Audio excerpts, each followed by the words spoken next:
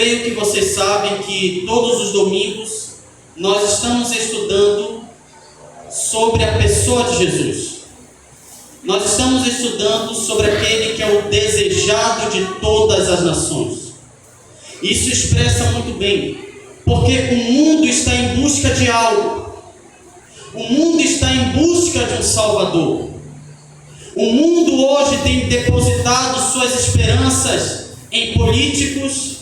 O mundo tem depositado suas esperanças na riqueza, na ciência, na tecnologia, mas nós sabemos que o único que merece toda a nossa confiança é Jesus, porque Ele é o desejado de todas as nações. Porque muitas pessoas têm depositado suas esperanças em coisas que não vão dar esperança, que não é a solução do mundo. É porque não entenderam que Cristo é a solução de todos os problemas. Cristo Jesus, Cristo, e somente Cristo é o desejado de todas as nações. E nesta noite eu quero estudar com vocês o tema: os bastidores de um julgamento ilegal. E o que isto tem a ver com o povo de Deus? O que nós podemos aprender com este julgamento ilegal? Escute bem, este tema vai trabalhar Jesus, que é o autor principal, em 3 situações: Jesus no Getsemane, Jesus diante do Sinédrio e Jesus diante de Pilatos, os sofrimentos do nosso Senhor. Eu quero convidar você a se colocar em pé, por favor, e juntos lermos a palavra de Deus no Evangelho de João, capítulo 18. Vamos ler os versículos 1 a 14. Desde já quero agradecer à igreja pela oportunidade de pregar a palavra de Deus. Me sinto muito honrado poder estar compartilhando aquilo que Deus tem falado no meu coração, e eu espero que esta palavra venha alcançar o seu coração. Evangelho de João, capítulo 18, versículo 1, assim diz a palavra de Deus: depois de dizer isso, Jesus saiu juntamente com os seus discípulos para o outro lado do ribeiro de Cedron, onde havia um jardim, e aí entrou com eles. Judas, o traidor, também conhecia aquele lugar, porque Jesus muitas vezes havia se reunido com os seus discípulos. Tendo, pois, Judas recebido a escolta e alguns guardas da parte dos principais sacerdotes e fariseus, chegou a esse lugar com lanternas, tochas e armas. Então Jesus, sabendo de tudo o que ia acontecer com ele, adiantou-se e perguntou-lhes: a quem vocês estão procurando? Eles responderam: a Jesus, o Nazareno. Então Jesus lhes disse: sou eu. Então Jesus lhe disse: sou eu. Ora, Judas o traidor também estava com eles.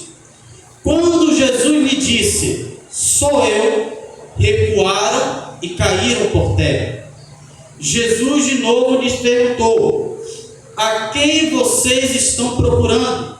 Responderam: a Jesus o Nazareno. Então Jesus lhe disse: já lhes falei que sou eu. Se é a mim que vocês estão procurando, deixem que estes vão embora. Ele disse isso para se cumprir a palavra que tinha dito anteriormente: não perdi nenhum dos que me deste. Então Simão Pedro puxou da espada que trazia e feriu o servo do sumo sacerdote, cortando-lhe a orelha direita, e o nome do servo era Malco. Jesus disse a Pedro: guarde a espada na bainha. Por acaso não beberei o cálice que o Pai me deu? Assim, a escolta o comandante e os guardas dos judeus prenderam Jesus e o amarraram. Então levaram primeiramente Anás, sogro de Caifás, sumo sacerdote naquele ano. Ora, Caifás era quem havia declarado aos judeus ser conveniente morrer um homem pelo povo. Capítulo 19, versículo 1 e 2 do Evangelho de João. João, capítulo 19, versículo 1 e 2, diz o seguinte: Por isso, Pilatos tomou Jesus e mandou açoitá-lo. Os soldados teceram uma coroa de espinhos e a puseram na cabeça de Jesus. Também o vestiram com um manto de púrpura. Tomai vossos assentos, por favor.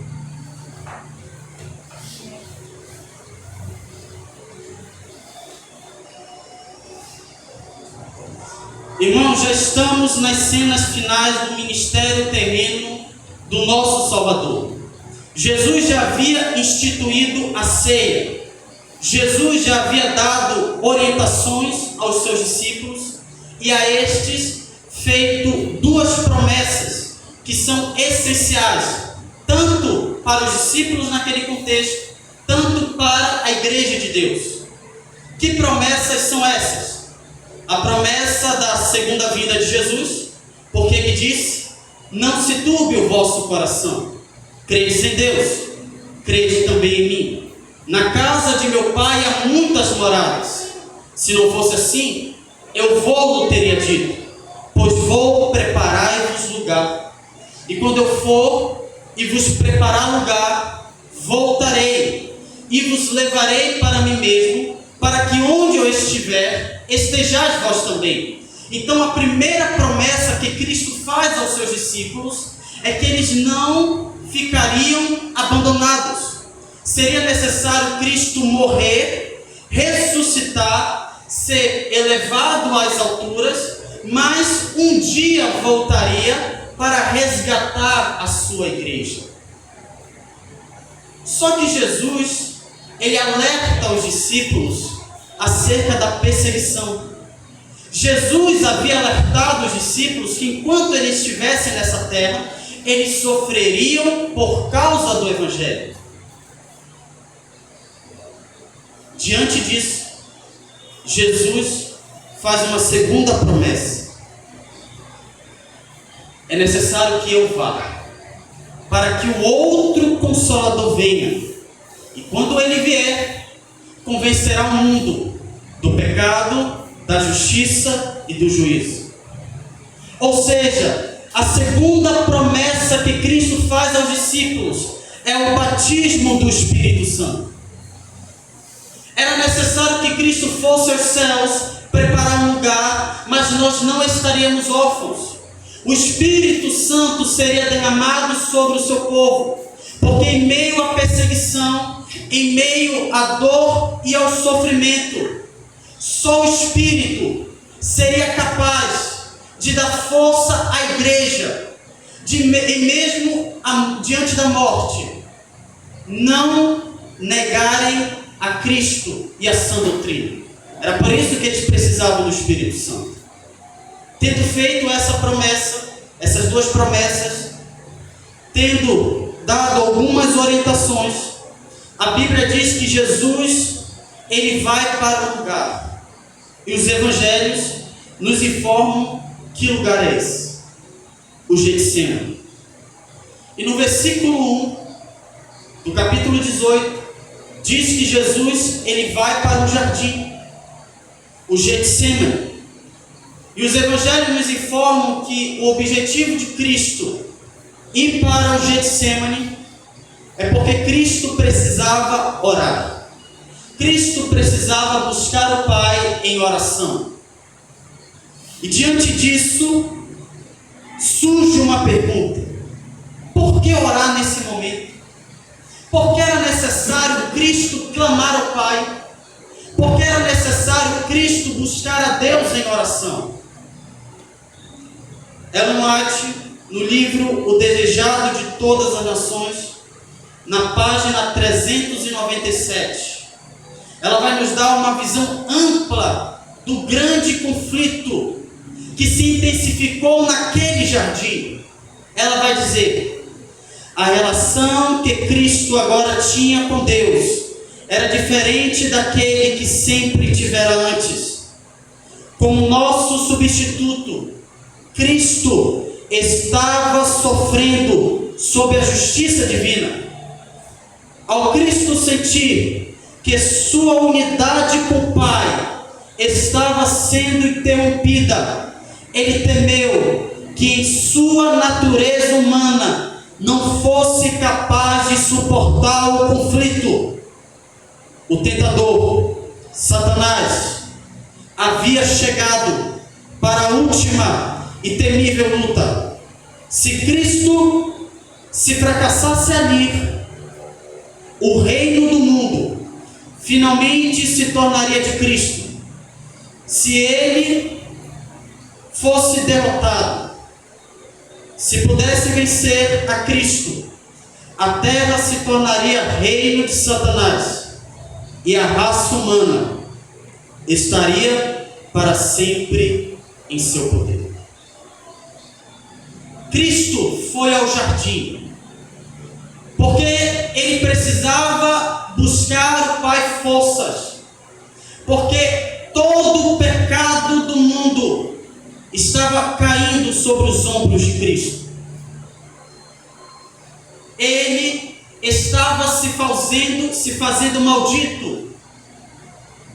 Ele estava se fazendo maldito para que os malditos, ou seja, nós, pudéssemos ser salvos. O fardo do pecado estava sobre Jesus.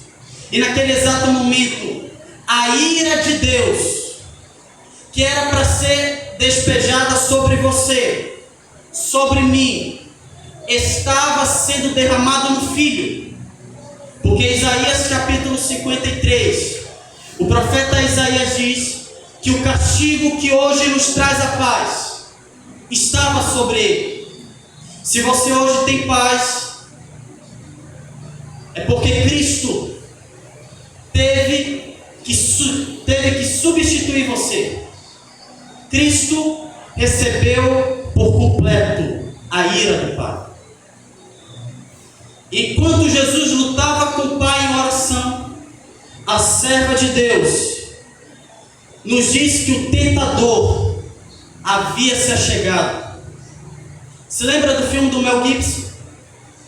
Que Jesus ele está clamando e Satanás fica do lado de Cristo, importunando Jesus, dizendo: você vai morrer por esta humanidade caída? Será que é necessário você pagar este preço por estes que vão te abandonar? Será que é necessário você pagar um preço por estes que nem vão valorizar o teu sacrifício? Será que vale a pena você dar a sua vida? E eu fico imaginando Satanás apontando para os discípulos, para Pedro, Tiago e João, que Deus havia deixado eles no canto para que eles clamassem ao Pai por ele. E os discípulos, além de clamar, estavam dormindo.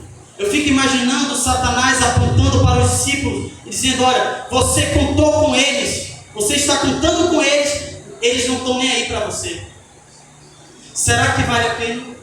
Será que vale a pena ser afastado por completo da presença do Pai?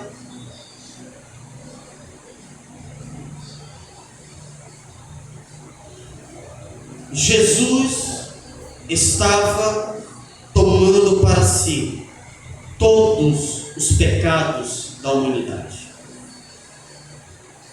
Desde o pecado de Adão até o pecado do último ser humano estava sobre Cristo.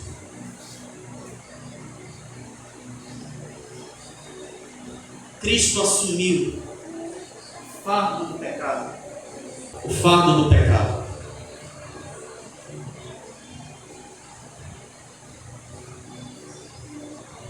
todos os pecados que a humanidade havia cometido, que estava cometendo e ainda cometeria, Ele tomou sobre si. A luta era grande, a agonia estava afetando o nosso Cristo por completo, e é por isso que Ele recorreu à oração. Irmãos, diante desse cenário, podemos entender o que motivou Cristo a suportar a agonia. Foi o amor pelos pecadores. Foi o amor que Ele teve por mim e por você. Fez com que Ele suportasse toda a agonia. Mas trazendo para a prática, irmãos, para nós hoje, o que nós podemos aprender? Esse texto nos mostra que sem a oração não teremos como vencer as artimanhas do inimigo. Essa é a primeira lição que podemos tirar do texto. Só vence a angústia. Só podemos vencer o Getsemane somente com oração. Se nós queremos obter vitória diante do grande conflito, só poderemos obter a vitória somente por meio da oração. Jesus suportou até o fim essa agonia. Tudo por amor aos seres humanos.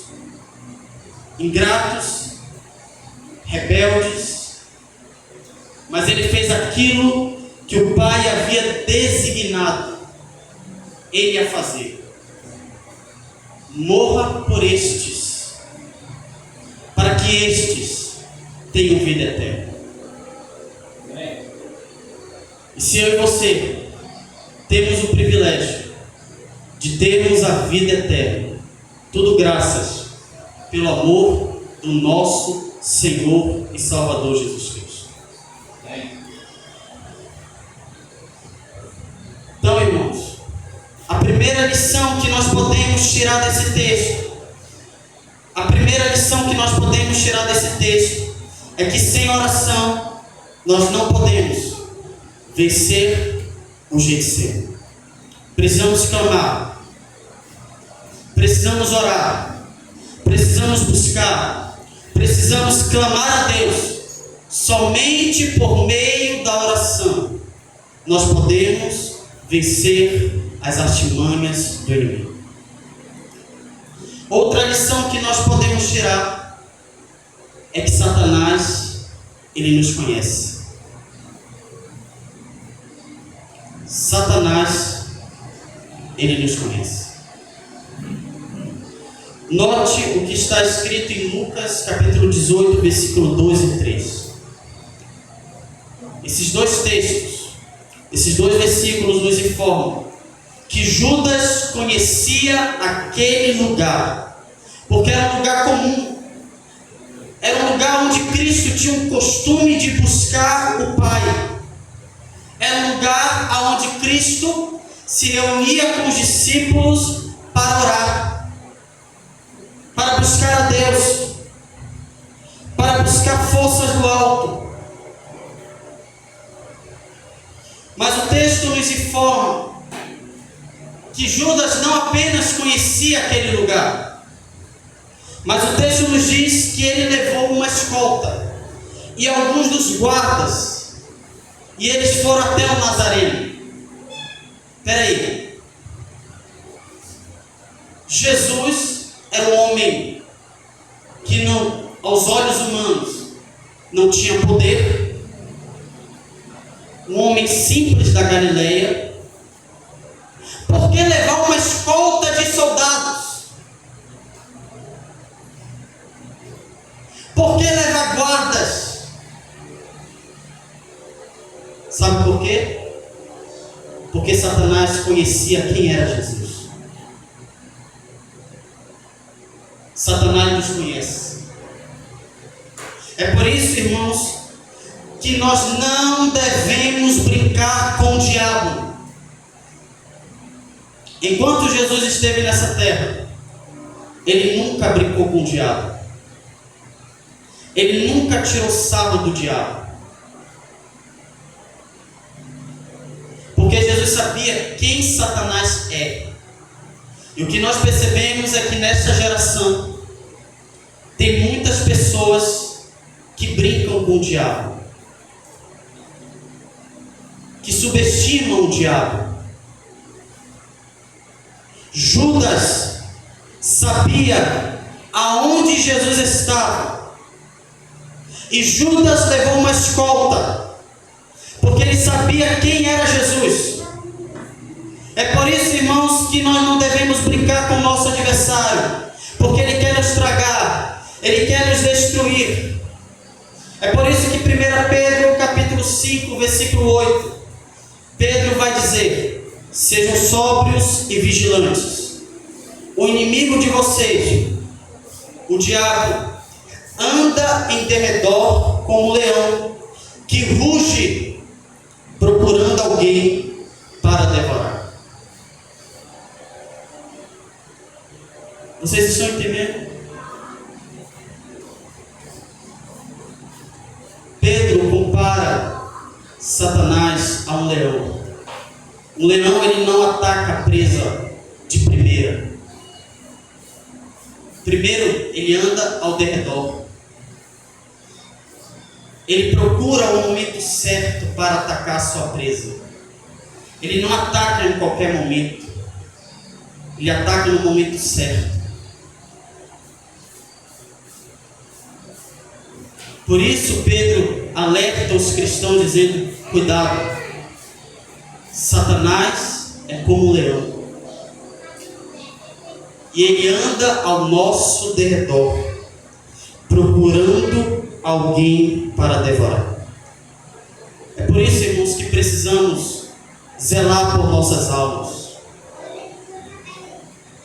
Satanás conhece quem é o ser humano, suas lutas, falhas e pecados. Por isso precisamos não apenas orar, precisamos vigiar.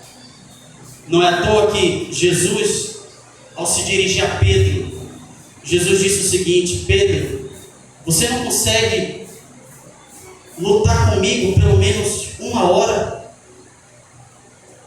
Orai e vigiai, para que não entreis em tentação. Porque o espírito pode até estar forte, mas a carne é fraca. Não brinque com Satanás. Não brinque com o diabo, porque o diabo conhece você. O diabo quer destruir você. O diabo quer devorar você. É por isso que Jesus, sabendo disso, ele foi ao Getsêmani pedir forças ao Pai, pedir ajuda divina, porque só é por meio da oração que podemos vencer o grande conflito. Só é pela oração que poderemos vencer as estratagemas do inimigo. Outra lição que nós podemos tirar é acerca da revelação da divindade de Jesus. Irmãos, em 3 momentos Jesus revelou sua divindade. Tanto no capítulo 18 quanto no capítulo 19. Esses 2 capítulos nos mostram 3 momentos que Cristo, ele revela a sua divindade. O primeiro momento foi diante da turba furiosa, diante daquela escolta que veio para prendê-lo. A Bíblia diz que Jesus, sabendo da intenção daqueles homens, adiantando-se, ele pergunta: a quem vocês estão procurando? Aqueles homens respondem: a Jesus, o Nazareno. Qual foi a resposta de Jesus? Eu sou. Na sua tradução está escrito sou eu, mas no grego está eu sou. Irmãos, qual é o texto bíblico ou o relato bíblico que mostra a primeira vez que Deus comunicou a um mortal o seu nome. Eu sou. Em Êxodo, para Moisés. Quando Moisés diz o seguinte: Senhor, se eles perguntarem quem me enviou, o que eu devo responder? Então, aquele que estava na sarça ardente disse o seguinte: diga aos filhos de Israel: eu sou o que sou. A Bíblia diz que quando Jesus pronuncia essas palavras diante daquela turba furiosa, a Bíblia diz que aqueles homens, ao ouvirem estas palavras, eles se prostraram. Sabe por quê, irmãos? Porque nos mostra que o mesmo Deus que apareceu para Moisés na sarça ardente era o mesmo que pronunciou as palavras eu sou diante daquela turba furiosa.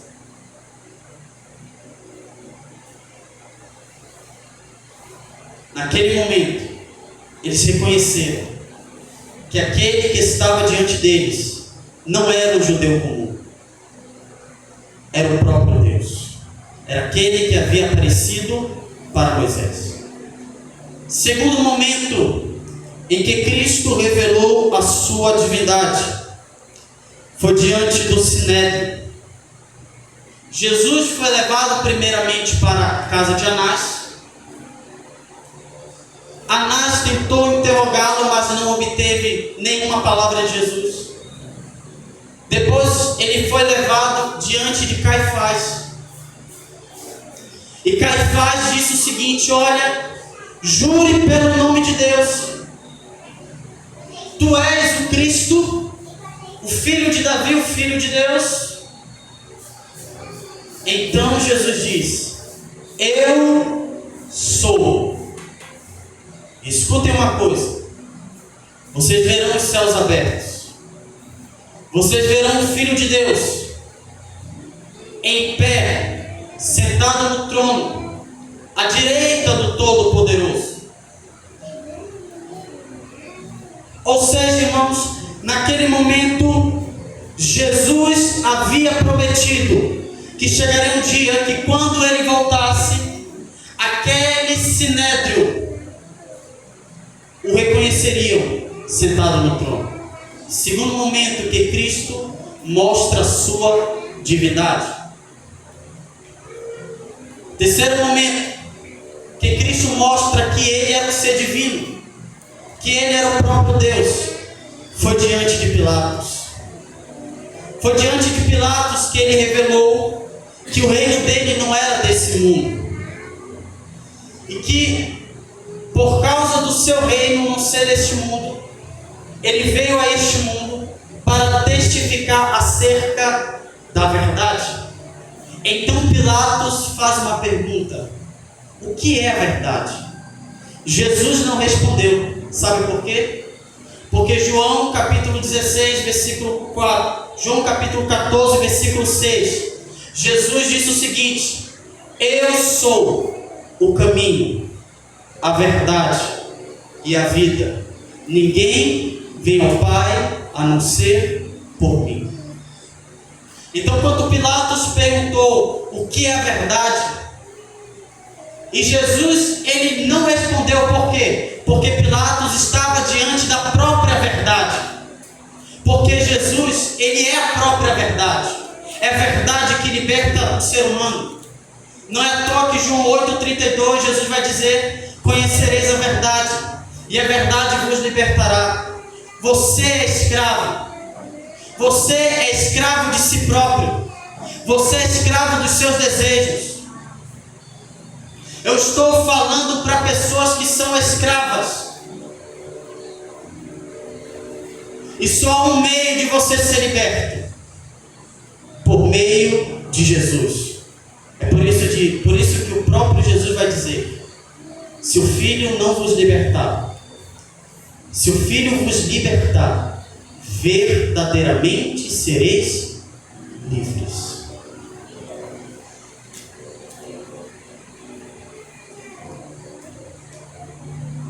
Diante de tudo isso, podemos chegar à conclusão que nem sempre as evidências serão o suficiente para levar uma pessoa a crer. Eles tiveram evidências da divindade de Jesus? Sim. Em 3 momentos, Jesus havia revelado que Ele era o Filho de Deus, Ele era mais do que o Messias, Ele era o próprio Deus encarnado. A pergunta é: por que esses homens não creram em Jesus? Por conta das suas filosofias, por conta dos seus dogmas, por conta das suas crenças e por conta dos seus prazeres carnais. Cuidado com aquilo que você tem embutido na sua mente, porque nem sempre o conhecimento que você tem pode levar você a compreender a verdade plena. Aqueles homens tinham conhecimento, os fariseus tinham conhecimento acerca da verdade, eles tinham conhecimento da palavra de Deus, eles tinham conhecimento das filosofias, mas isso obscureceu a mente deles para a verdade. Conhecimento não quer dizer que o seu coração se abrirá para a verdade. Cuidado com o conhecimento que você tem obtido, porque isso pode fazer você estar cego diante da verdade de Deus.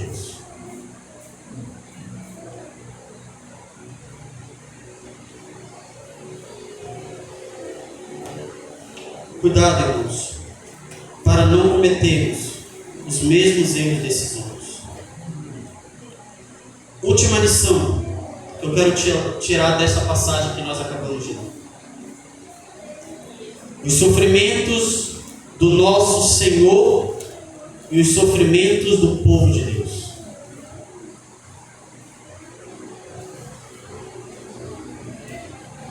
Como diz o tema, os bastidores de um julgamento ilegal.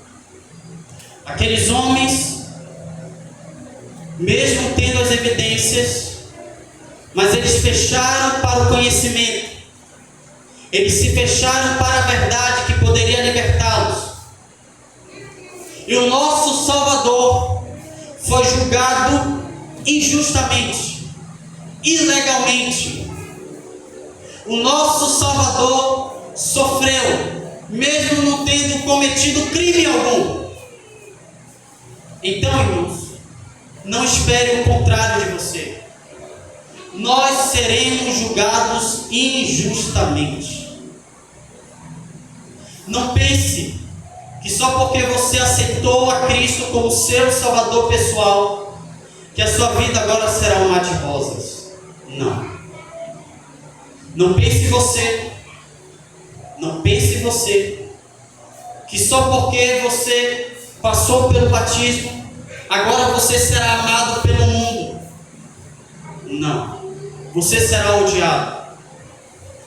Assim como o nosso Salvador sofreu acusações, foi julgado injustamente, também esta igreja, o povo de Deus, será julgado injustamente. Levantarão falsas acusações contra essa igreja. Eu faço uma pergunta: você está preparado para participar dos sofrimentos de Cristo?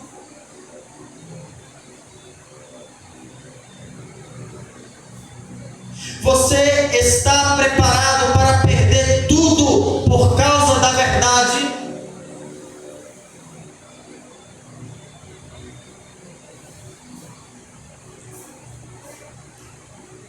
Porque Jesus sofreu. Ele sofreu tudo isso para nos resgatar do pecado, isso é óbvio. Todo mundo vai concordar. Mas por que Cristo sofreu naquela cruz, irmãos? Por causa da verdade. Jesus pregou a verdade, e a verdade incomoda uma geração que está no erro. Não pense que você será amado pelo mundo. você será odiado. Você será perseguido por amor a Jesus. Não suportarão a sua mensagem. Você está disposto a sofrer por causa do teu mestre? Você está disposto a dar sua vida por causa de Jesus? Ellen White, no livro A Mensagem dos Três Anjos, página 138, ela vai dizer: os fiéis servos de Deus receberão a mais dura perseguição de falsos mestres, que não darão ouvidos à palavra de Deus e que preparam pedras de tropeço para porem no caminho daqueles que querem ouvir. Mas o povo de Deus não deve temer. Satanás não pode ultrapassar o seu limite. O Senhor será a defesa do seu povo. Irmãos, eu poderia ter falado, porque esse é o que o tema propõe, falar acerca do sacrifício de Jesus, daquilo que Ele fez por nós, mas eu queria me aprofundar mais nessas questões. Porque, irmãos, se o nosso Cristo sofreu, nós também iremos sofrer. Será que nós estamos dispostos a pagar este preço? Será que estamos dispostos a ter a nossa cabeça prêmio, a ser torturado por amor a Jesus, a ser tido como escárnio diante destes pecadores? Irmãos, que Deus nos dê graça, que Deus nos dê graça para sermos participantes do sofrimento do nosso Salvador. Que Deus nos dê graça para buscarmos ao Senhor em oração, para buscarmos a Deus na palavra, porque estamos diante do conflito. Satanás sabe quem é o povo de Deus. E se você quiser fazer parte deste povo, tenha isso em mente. Você será odiado pelo mundo. Você será perseguido. Porque nós não somos melhores que o nosso Cristo. Nós não somos melhores que a igreja de Atos dos Apóstolos. Esta geração de cristãos terão que saber o que é padecer por amor ao Evangelho. Eu quero fazer um apelo nessa noite. Quantos querem se preparar para participar dos sofrimentos de Cristo? Se coloquem em pé. E se você estiver disposto?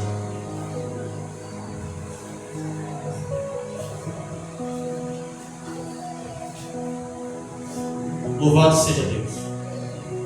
Louvado seja Deus.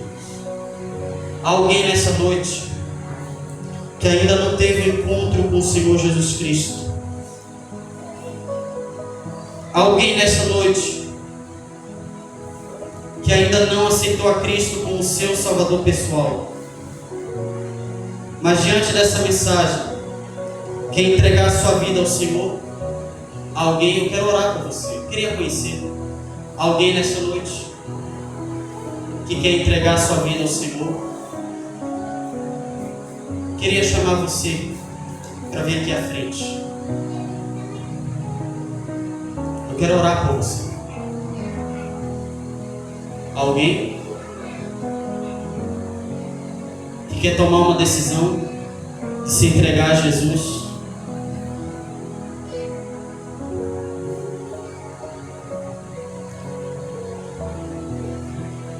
Irmãos,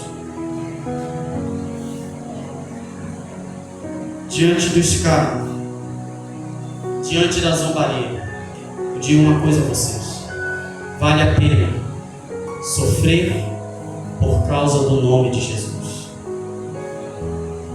Que Deus nos dê graça Que Deus nos dê forças para suportarmos os sofrimentos do nosso Salvador.